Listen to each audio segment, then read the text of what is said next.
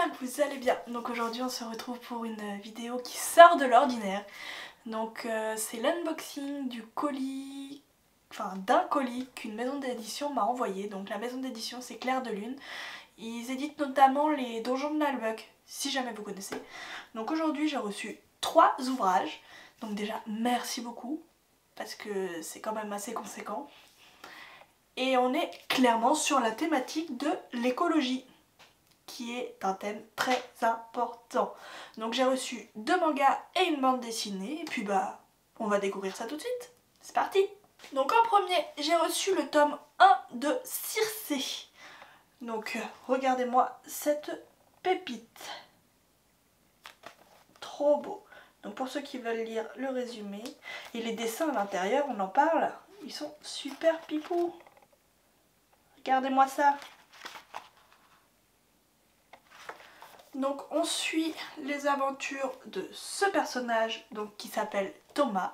Donc c'est un étudiant scientifique, enfin scientiste je crois que ça s'appelle. Je ne l'ai pas encore lu, enfin les 3 je ne les ai pas encore lus à l'heure où je vous fais la vidéo, je viens juste de les recevoir. Donc dans leur réalité alternative, ils sont donc à Paris. La pollution a fait qu'il n'y a plus de végétation sur la planète Terre, sauf une plante dans Paris qui fait que c'est la ville la moins polluée de la planète. Et donc ils peuvent respirer grâce à un air au cyanelle, c'est ça. Et donc après il va croiser une étrange jeune fille qui a des yeux très clairs et qui s'évanouit dans les airs. Et après ça, ils nous disent que son destin va basculer. Pouf. Donc c'est un livre de Stache Anaïs. Et franchement, allez-y. Hein. Franchement, je pense que je vais passer un bon moment. Et vous me retrouverez en update lecture de toute façon. Bientôt, je pense, parce que ça m'intéresse fortement. Enfin, les 3 qui m'ont envoyé, ça a l'air cool. Donc le deuxième livre que j'ai reçu, c'est Azure Perfection. Donc un tome 1, pareil, c'est la même autrice, donc Anaïs Eustache, et donc pareil, de l'écologie. Donc regardez-moi cette couverture, c'est franchement stylé. Hein. Et donc on retrouve grosso modo la même thématique, la pollution qui est de plus en plus présente finalement.